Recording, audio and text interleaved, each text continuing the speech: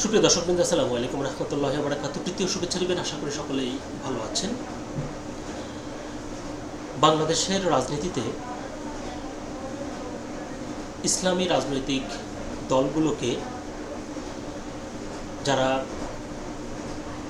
ইসলামী রাজনৈতিক দলের বাহিরে রয়েছে, তারা সবসময় একটি অভিযোগ করেন, সেটি হলো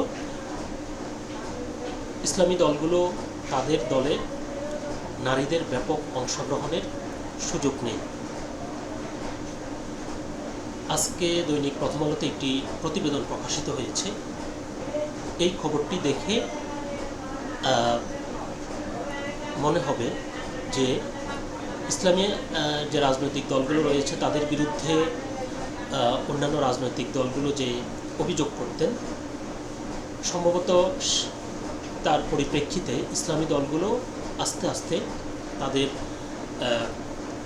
যে সাংগঠনিক কার্যক্রম, সেই সাংগঠনিক কার্যক্রমের ভেতরে নারীদের অংশগ্রহণ আস্তে আস্তে বাড়াচ্ছে।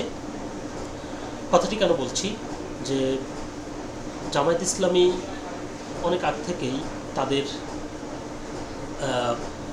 সংগঠনে নারীদেরকে সম্পৃক্ত করেছে। বলতে গেলে তারই ধারাবাহিকতায় এবার আরেকটি বড় ইসলামী রাজনৈতিক দল ইসলামী আন্দোলন বাংলাদেশ, তাদের ছাত্রী উইং নামে নারীদেরকে নিয়ে তারা তাদের সাংগঠনিক কার্যক্রম শুরু করতে যাচ্ছে। এরকম একটি প্রতিবেদন প্রকাশিত হয়েছে দৈনিক প্রথম আলোতে। চলুন আগে দেখি প্রতিবেদনটিতে কি উঠে এসেছে, তারপর কথা বলছি। ইসলামী আন্দোলনেও আসছে ছাত্রী উইং, এটি হচ্ছে প্রতিবেদনটির শিরোনাম। বিস্তারিত বলছে যে ত্রয়োদশ জাতীয় সংসদ নির্বাচনের পর সাংগঠনিক বিস্তার ও নারী ভোটারদের মধ্যে প্রভাব বাড়াতে নতুন কৌশল নিয়েছে ইসলামী আন্দোলন বাংলাদেশ। এর অংশ হিসেবে এবার আলাদা ছাত্রী উইং গঠনের প্রস্তুতি নিচ্ছে দলটি। ঈদুল আজহার পর নতুন এই ইউনিটের আনুষ্ঠানিক ঘোষণা আসতে পারে বলে দলীয় সূত্রে জানা গেছে। দলটির নেতারা বলছেন, নারী শিক্ষার্থীদের মধ্যে সাংগঠনিক ভিত্তি শক্তিশালী করা, ইসলামী মূল্যবোধ ভিত্তিক রাজনীতির বার্তা ছড়িয়ে দেওয়া এবং ভবিষ্যৎ নারী নেতৃত্ব তৈরি করাই এই উদ্যোগের মূল লক্ষ্য। ইসলামী আন্দোলনের জ্যেষ্ঠ যুগ্ম মহাসচিব ও মুখপাত্র গাজী আতাউর রহমান প্রথম আলোকে বলেন, নারীদের মধ্যে সাংগঠনিক কার্যক্রম থাকলেও আগে আলাদা সংগঠন করার চিন্তা ছিল না। তবে পরিবর্তিত বাস্তবতায় নারী শিক্ষার্থীদের জন্য পৃথক প্ল্যাটফর্ম তৈরির সিদ্ধান্ত নেওয়া হয়েছে। ত্রয়োদশ জাতীয় সংসদ নির্বাচনে বাংলাদেশ জামায়াত ইসলামী তাদের কেন্দ্রীয় সহযোগী ও পেশাজীবী সংগঠনের পাশাপাশি মহিলা বিভাগ ও ছাত্রী সংস্থাকে সক্রিয়ভাবে কাজে লাগিয়েছিল। রাজনীতি সংশ্লিষ্ট ব্যক্তিদের মতে, নারী ভোটার ও তরুণ শিক্ষার্থীদের মধ্যে জামায়াতের সাংগঠনিক উপস্থিতি বাড়াতে এই উদ্যোগ কিছুটা কার্যকরও হয়েছিল। ইসলামী আন্দোলনের অভ্যন্তরীণ আলোচনায় এই বিষয়টি গুরুত্ব পেয়েছে বলে সংশ্লিষ্ট ব্যক্তিরা জানিয়েছেন। জাতীয় সংসদ নির্বাচনে হাত পাখা প্রতীক নিয়ে এককভাবে অংশ নেয় ইসলামী আন্দোলন। শুরুতে জামায়াত নেতৃত্বাধীন 11 দলীয় ঐক্যে ছিল দলটি। নির্বাচনের আগে তারা সেখান থেকে সরে আসে। নির্বাচনে দলটি মোট ভোটের 2.70% পায় এবং একটি আসনে জয়ী হয়। চরমোনাই পীরের হাতে 1987 সালে প্রতিষ্ঠার পর দীর্ঘ সময় ধরে ইসলামী আন্দোলনের কোনো নারী ইউনিট ছিল না। তবে সাম্প্রতিক রাজনৈতিক পরিবর্তনের প্রেক্ষাপটে গত বছরের 8 মার্চ আন্তর্জাতিক নারী দিবসে 34 সদস্যের কেন্দ্রীয় মহিলা ইউনিট গঠন করে দলটি। দলীয় পর্যবেক্ষণে দেখা গেছে, প্রচলিত মহিলা ইউনিটের মাধ্যমে নারী শিক্ষার্থীদের মধ্যে প্রত্যাশিত মাত্রায় সাংগঠনিক কার্যক্রম বিস্তৃত করা সম্ভব হচ্ছে না। মানে তারা যে নারী ইউনিট গঠন করেছে এবং যেই উদ্দেশ্য এবং যে লক্ষ্য নিয়ে তারা সেটি গঠন করেছে, বলছে যে প্রত্যাশার মাত্রা অনুযায়ী সেটি লক্ষ্য অর্জন করতে পারছে না। তো কী জন্য পারছে না? প্রজন্মগত ব্যবধান ও সাংগঠনিক সীমাবদ্ধতাকেও এর কারণ হিসেবে দেখা হচ্ছে। নির্বাচনের ফলাফল বিশ্লেষণেও নারীদের অংশগ্রহণ ও নারী ভোটারদের উপস্থিতি বাড়ানোর প্রয়োজনীয়তা উঠে আসে। সেখান থেকেই আলাদা ছাত্রী সংগঠনের ধারণা সামনে আসে। দলীয় সূত্রগুলো বলছে, সংগঠনটির কাঠামো, নেতৃত্ব, নির্বাচন ও কার্যক্রম নিয়ে ইতিমধ্যে ভিতরে আলোচনা শুরু হয়েছে। সম্প্রতি কেন্দ্রীয় মাসিক সভায় এই বিষয়ে প্রাথমিক আলোচনা হয়েছে। আগামী 18ই মে অনুষ্ঠিতব্য সভায় বিস্তারিত সিদ্ধান্ত হতে পারে। ঈদুল আজহার পর সংগঠনটির আনুষ্ঠানিক আত্মপ্রকাশের পরিকল্পনা আছে।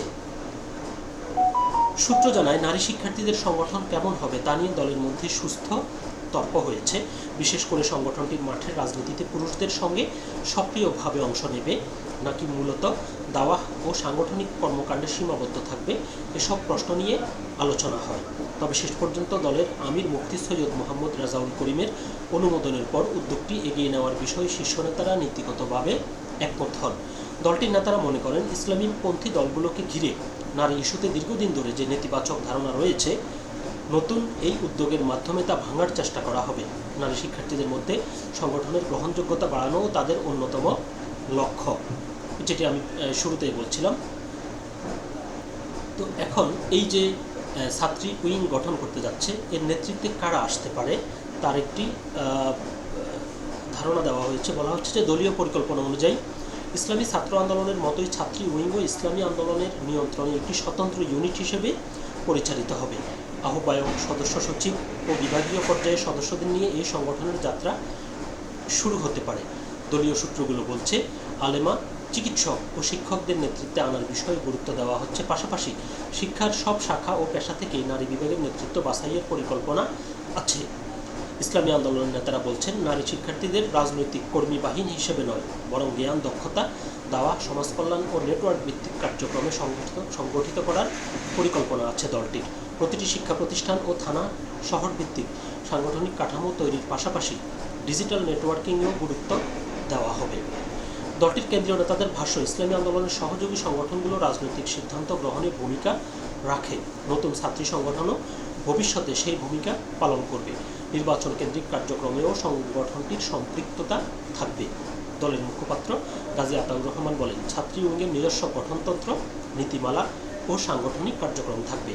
তার ভাষ্য, এই উদ্যোগ শুধু নির্বাচন কেন্দ্রিক নয়, বরং নারীদের নৈতিক, সামাজিকভাবে সক্রিয় ও সাংগঠনিকভাবে দক্ষ করে তোলার লক্ষ্যেই এই সিদ্ধান্ত নেওয়া হয়েছে। রাজনৈতিক সংশ্লিষ্টরা মনে করছেন, নারী ভোটার ও তরুণ শিক্ষার্থীদের মধ্যে প্রভাব বাড়ানোর কৌশল হিসেবে ছাত্রী উইং গঠনের উদ্যোগ নিয়েছে ইসলামী আন্দোলন।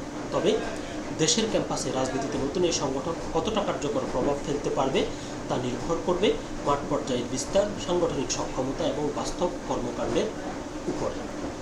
তো যাই হোক, এটি প্রশংসাযোগ্য যে তারা অবশেষে রাষ্ট্রের প্রায় অর্ধেক জনগোষ্ঠী হচ্ছে নারী, সেই নারীদেরকে নিয়ে তারা পরিবর্তিত পরিস্থিতিতে নতুন করে চিন্তাভাবনা করে নারীদেরকে নিয়ে তারা যে সৃজনশীল এবং আধুনিক সময় উপযোগী বাস্তবসম্মত চিন্তাভাবনা করছে, এটি অবশ্যই প্রশংসাযোগ্য। সকলে ভালো থাকবেন, সুস্থ থাকবেন। আল্লাহ হাফেজ।